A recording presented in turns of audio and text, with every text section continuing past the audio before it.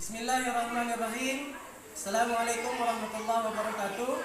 Perkenalkan, nama saya Marwan Sulaiman Siregar, salah satu peserta PPG Batch 1 tahun 2025 dari LPTK UIN Imam Bonjol Padang dengan NIM 2424001-543. Pada kesempatan kali ini saya akan melakukan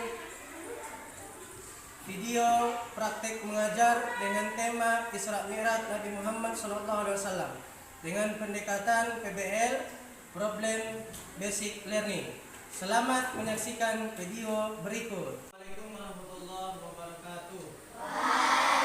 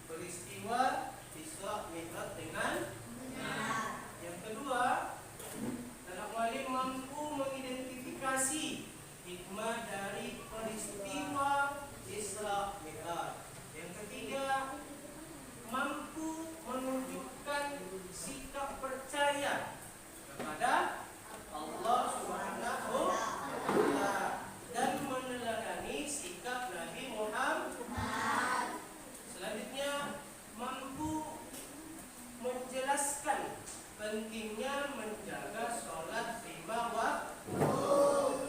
Bisa dipahami ada Malim? Ya, itu silakan Anak Malim simak dan pahami video berikut tentang peristiwa Isra Mi'rajnya Nabi Muhammad SAW.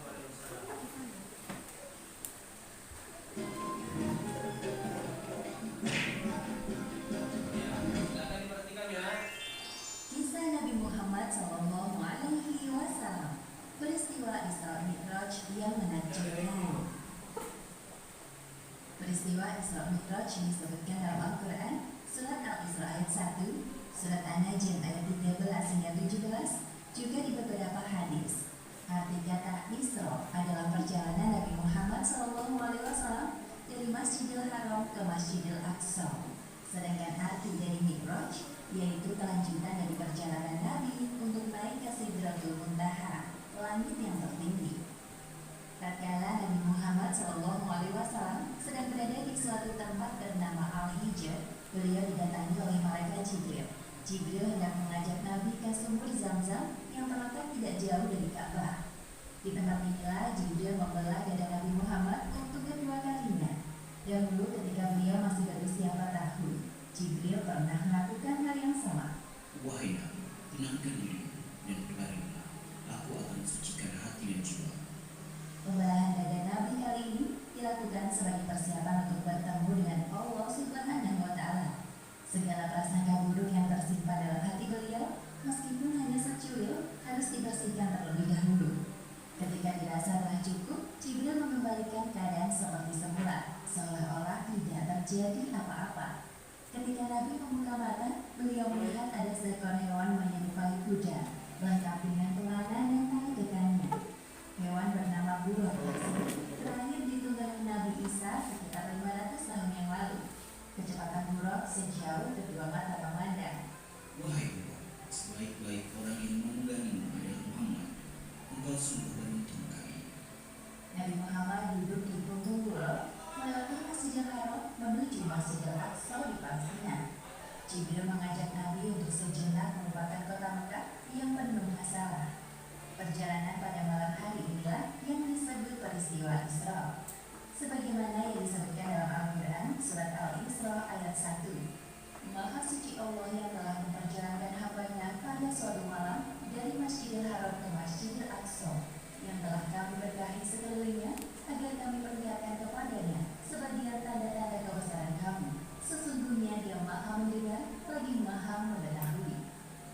Buruk melesat dengan kecepatan tinggi. Sesampainya di Masjidil Aqsa, Nabi menempatkan buruk di sebuah besi dan berjalan memasuki masjid. Lalu beliau sholat 2 rakaat.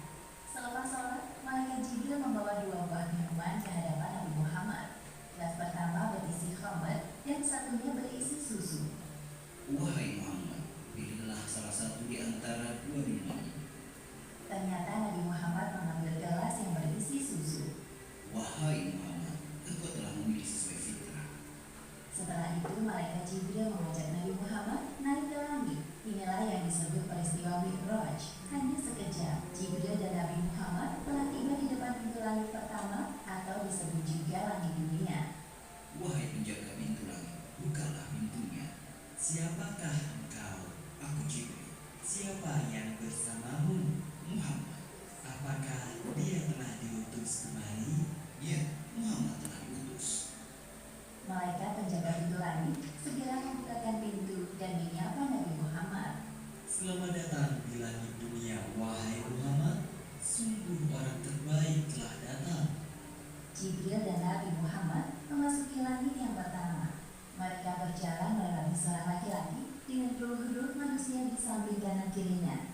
Ketika melihat ke arah kanan, laki-laki itu tertawa. Sedangkan ketika laki-laki itu melihat ke arah kiri, beliau tampak sedih. Siapakah laki-laki itu, hai Jibril? Dia adalah Adam, manusia sekaligus nabi pertama di bumi. Ucapkan salam kepadanya. Nabi Adam yang mengetahui kedatangan Nabi Muhammad langsung mengenali beliau dan menyapa dengan hangat. Assalamualaikum warahmatullahi wabarakatuh. Waalaikumsalam warahmatullahi wabarakatuh. Selamat datang, wahai peraku yang soleh. Malaikat Jibril menjelaskan penampakan para ruh di sekitar Nabi Adam kepada Nabi Muhammad. Para ruh sebelah kanan beliau adalah ruh para syuhada, sedangkan ruh yang berada di sebelah kiri beliau adalah ruh orang-orang yang sesat. Selain itu, Nabi Muhammad juga diperlihatkan azab bagi orang yang gemar memakan harta anak yatim. Selanjutnya, Jibril mengajak Nabi Muhammad untuk naik ke langit kedua. Jibril kembali meminta izin kepada malaikat penjaga pintu langit. Terjadi percakapan yang sama seperti sebelumnya. Sungguh tamu terbaik telah datang. Di langit kedua ini, Nabi Muhammad bertemu dengan Nabi Yahya dan Nabi Isa. Jibril mengingatkan Nabi Muhammad untuk menyapa keduanya. Assalamualaikum warahmatullahi wabarakatuh. Waalaikumsalam warahmatullahi wabarakatuh. Selamat datang wahai Nabi Muhammad yang saleh. Semoga kebaikan selalu tercurahkan kepadamu. Kemudian Jibril mengajak Nabi Muhammad untuk naik ke langit ketiga. Di sana mereka bertemu dengan laki-laki yang sangat indah parasnya. Wahai Muhammad, inilah Nabi Yusuf. Sapalah beliau. Assalamualaikum wahai Nabi Yusuf. Aku Muhammad. Waalaikumsalam. Ya, aku telah mengenalmu wahai Nabi Muhammad. Semoga aku selalu diliputi kebahagiaan. Lalu mereka naik ke langit keempat dan bertemu dengan Nabi Idris. Ternyata Nabi Idris telah mendengar tentang Nabi Muhammad dan mendoakan kebaikan untuk beliau. Selamat datang wahai saudaraku yang soleh, Nabi yang salih. Semoga engkau selalu dilimpahkan kesehatan untuk berdakwah kepada umatmu. Selanjutnya, Jibril dan Nabi Muhammad melanjutkan perjalanan menuju langit kelima. Di sana Nabi Muhammad melihat Nabi Harun dan menyapanya. Nabi Harun menyebut beliau dan mengakui kenabian Muhammad. Ketika sampai di langit keenam, Nabi Muhammad melihat sosok Nabi Musa.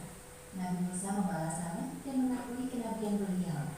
Namun tiba-tiba Nabi Musa menangis. Jibril yang penasaran bertanya kepadanya. Wahai Musa, mengapa engkau menangis? Aku menangis karena ternyata ada Nabi yang diutus setelahku, tapi umatnya lebih banyak yang masuk surga dibandingkan umatku. Setelah berpamitan dengan Nabi Musa, Jibril mengajak Nabi Muhammad untuk naik ke langit ketujuh. Di sana mereka bertemu dengan Nabi Ibrahim. Ya Rasulullah, ini adalah Nabi Ibrahim, bapak para nabi. Selamat datang wahai cucuku yang saleh. Senang sekali berjumpa denganmu.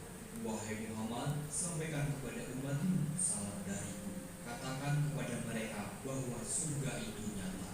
Tanahnya subur, ada beraneka ragam tanaman tersedia untuk memanjakan mata dan lidah mereka. Semua hal yang mereka inginkan tersedia di surga. Di langit ketujuh inilah Nabi Muhammad diperlihatkan surga. Beliau masuk ke dalamnya dan tidak berhenti untuk bertasbih memuji kebesaran Allah Subhanahu wa Ta'ala. Subhanallah, Maha Suci Allah. Seusai berkeliling surga, tibalah saatnya bagi Nabi Muhammad untuk naik ke Sidratul Muntaha. Pada momentum ini, Jibril menampakkan wujud aslinya sebagai malaikat. Wahai Rasulullah, sebentar lagi engkau akan bertemu dengan Sang Penciptamu. Namun, aku tidak bisa mengatakanmu. Sebagaimana yang disebutkan dalam Al-Quran surat An-Najm ayat 13 hingga 18. Dan sesungguhnya Muhammad telah melihat Jibril itu dalam rupanya yang asli pada waktu yang lain, yaitu di Sidratul Muntaha. Di dekatnya ada surga tempat tinggal. Muhammad melihat Jibril ketika Sidratul Muntaha diliputi oleh sesuatu yang meliputinya. Penglihatannya, Muhammad tidak berpaling dari yang dilihatnya itu dan tidak pula melampauinya. Sesungguhnya dia telah melihat sebagian tanda-tanda kekuasaan Tuhannya yang paling besar.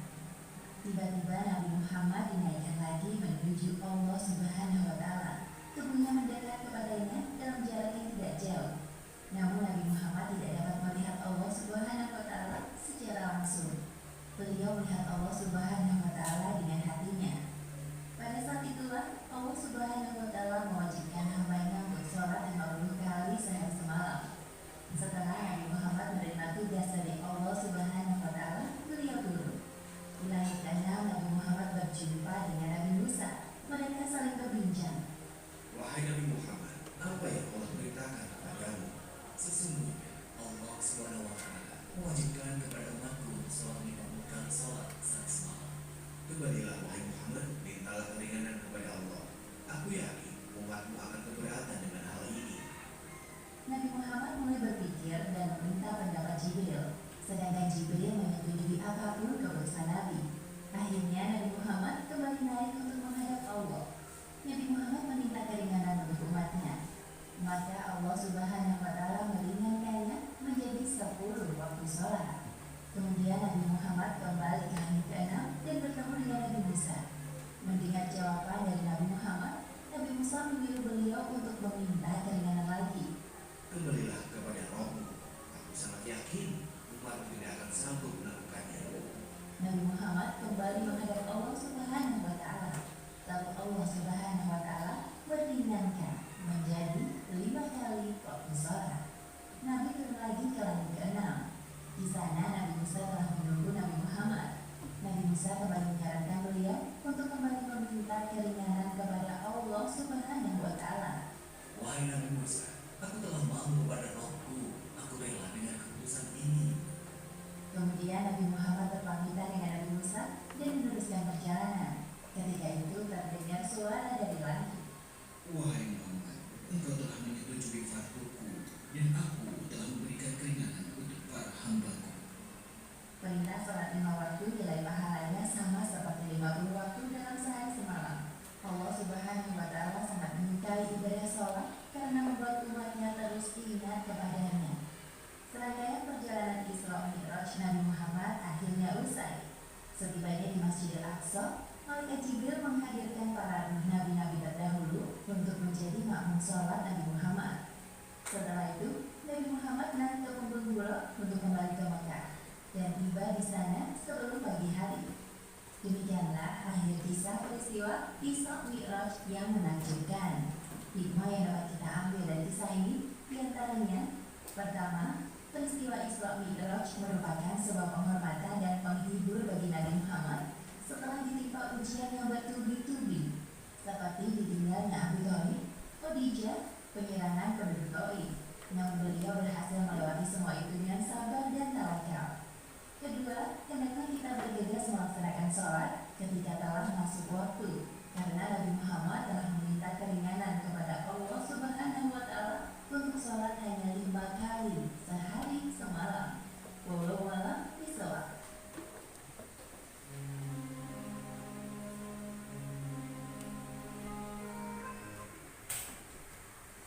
Baik, para muallim, setelah menyimak video ilustrasi perjalanan Isra Mi'raj, masih semangat? Masih semangat, para muallim? Masih? Ya, kalau masih semangat, ayo tepuk 1 kali, 2 kali, 3 kali, berkali-kali. Masih semangat? Baik, setelah kita menyimak video ilustrasi tentang Isra Mi'rajnya Nabi Muhammad SAW, nah di sini muallim sudah menyiapkan LKPD untuk kita diskusikan bersama-sama. Oleh karena itu, muallim akan membentuk kelompok, mulai dari kelompok ini, kelompok 1, kelompok 2, 3, dan 4. Ayo, silakan bentuk kelompoknya.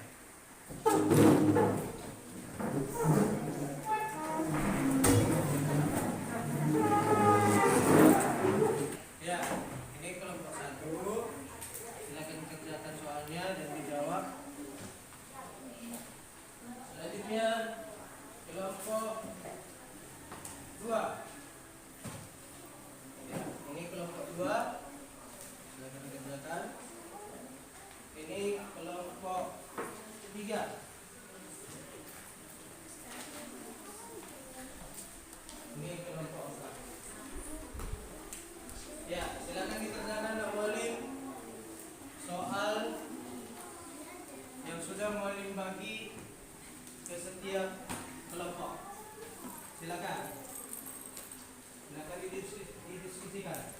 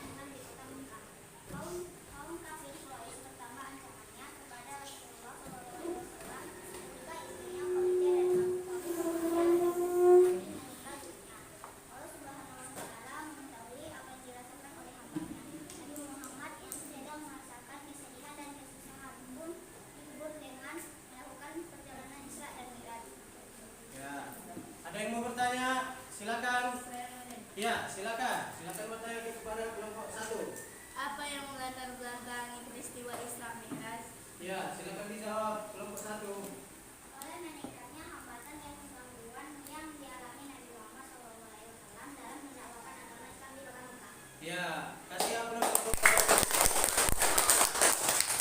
kasih, silakan kembali. Selanjutnya kelompok 2. Bacakan hasil diskusinya. Jelaskan secara singkat peristiwa Isra Mi'raj Nabi Muhammad SAW. Dalam sebuah malam selepas sholat Isya, Rasulullah SAW beristirahat sejenak sambil berbaring di Masjidil Haram.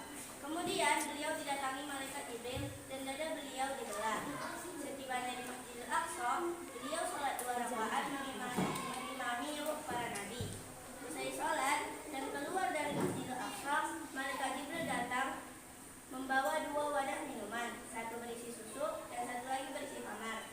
Rasulullah SAW pun memilih susu. Mi'raj pun dimulai. Rasulullah SAW naik buraq bersama Jibril hingga tiba di langit pertama. Rasulullah SAW bertemu dengan Nabi Adam alaihissalam. Langit kedua, Rasulullah SAW bertemu dengan Nabi Yahya alaihissalam dan Nabi Ishaq. Dan di langit ketiga, Rasulullah SAW bertemu dengan Nabi Yusuf alaihissalam. Langit keempat, Rasulullah SAW bertemu dengan Nabi Idris alaihissalam. Dan di langit kelima, Rasulullah SAW bertemu dengan Nabi Harun. Langit keenam, Rasulullah SAW bertemu dengan Nabi Musa alaihissalam. Dan di langit ketujuh, Rasulullah SAW bertemu dengan Nabi Ibrahim alaihissalam. Ya, itu adalah hasil presentasi dari kelompok 2. Kalau ada yang mau bertanya, silakan. Ada yang mau bertanya, silakan. Ya, silakan. Siapa yang mendampingi Nabi Muhammad ketika melakukan sholat? Malaikat Jibril. Ya, kasih upload untuk teman-teman. Ya, terima kasih. Silakan kembali. Ya, dengan berakhirnya tadi kelompok 4, maka berakhirlah pembelajaran kita hari ini. Oleh karena itu, dapat kita simpulkan pertemuan kita hari ini, yaitu adapun hikmah yang bisa kita dapat dari pelajaran kita hari ini adalah yang pertama, peristiwa Isra Mi'raj itu adalah sebagai hiburan kepada Nabi Muhammad SAW atas ujian yang Allah berikan kepada beliau, yaitu ditinggal istri tercinta dan pamannya Abu Thalib. Yang kedua, hikmah yang kita dapat dari peristiwa Isra Mi'raj ini adalah pentingnya menjaga sholat 5 waktu sehari